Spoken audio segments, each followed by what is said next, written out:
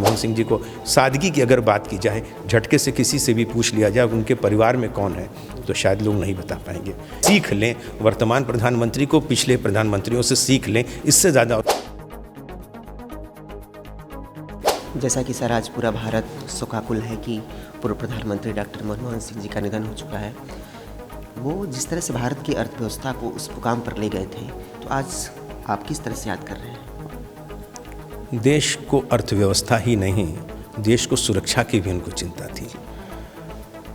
हमने जो उनके बारे में जानने की कोशिश की तो यही निकला कि 1972 के बाद से और विदेशों में पढ़ाई किया और सारी जगहों पर अध्ययन किए, और जिस दौर में मनमोहन सिंह जी प्रधानमंत्री होते थे, अखबारों की सुर्खियां एक दिन थी, मैंने गौर से देखा था, हिंदुस्तान के सभी बड़े अखबारों ने लिखा था, अंग्रेजी, हिंदी और बाकी भी लैंग्वेज में ज़रूर लिखा होगा कि विश्व के जितने राष्ट्राध्यक्ष हैं उनमें सबसे ज़्यादा काबिल अगर कोई थे तो मनमोहन सिंह थे, सबसे ज़्यादा पढ़े लिखे थे तो कोई मनमोहन सिंह थे।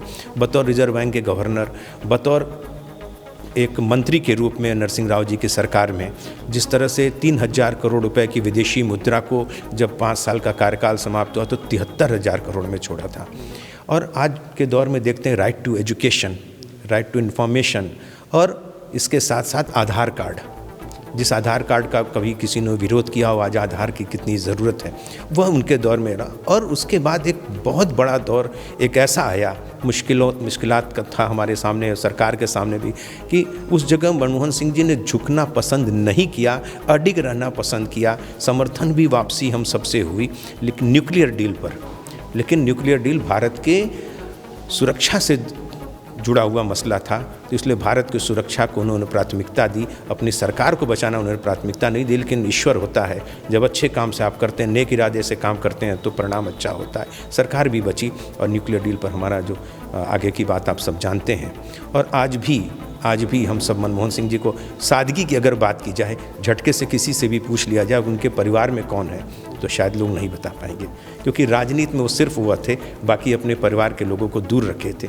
आज 3 बेटियां उनकी हैं, कम बहुत आप जानते होंगे, कुछ और भी जानते होंगे, लेकिन यकीन के साथ कह सकता हूँ, विश्वास के साथ, कि झटके से अगर किसी से पूछ लिया जाए तो शायद परिवार के बारे में कुछ लोग ना बताएं। यह एक सादगी का बहुत बड़ा पैमाना था, और निष्ठा, प्रतिबद्धता कि व्हील चेयर पर भी पार्लियामेंट में आना पड़ा तो आए, यह एक प्रतिबद्धता थी कि 90 साल के लगभग अवस्था में व्हील चेयर पर भी लोगों ने व्यंग भी किया, लोगों ने आलोचना भी की कि व्हील चेयर पर भी आ रहे हैं, लेकिन नहीं, अगर वो एक पार्लियामेंटेरियन की हैसियत से है तो सदन में आना चाहिए, वो सदन में आए। यह उनकी राजनीतिक प्रतिबद्धता और सोच थी, उसको आज हम प्रणाम करते हैं।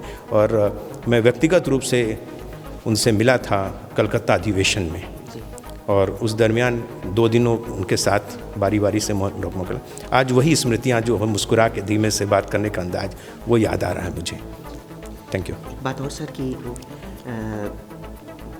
पूर्व प्रधानमंत्री माननीय डॉक्टर मनमोहन सिंह जी जो थे, वो बराबर पत्रकारों से बातचीत किया करते थे, लेकिन जब उनका दौर बीता 2014 के बाद, वो बहुत ही ऐतिहासिक क्षण ही रह गया कि नहीं, ऐसा अब देखने को नहीं मिल रहा है कि नहीं कोई की राजनीति में कि प्रधानमंत्री जी पत्रकारों से बात करें, प्रेस कॉन्फ्रेंस करें। आज मैं आलोचना किसी की नहीं करना चाहूँगा, आज माहौल दुखद है। जी बिल्कुल। सीख लें, लेकिन सीख लें वर्तमान प्रधानमंत्री को, पिछले प्रधानमंत्रियों से सीख लें, इससे ज़्यादा और कोई बात नहीं कहूँगा।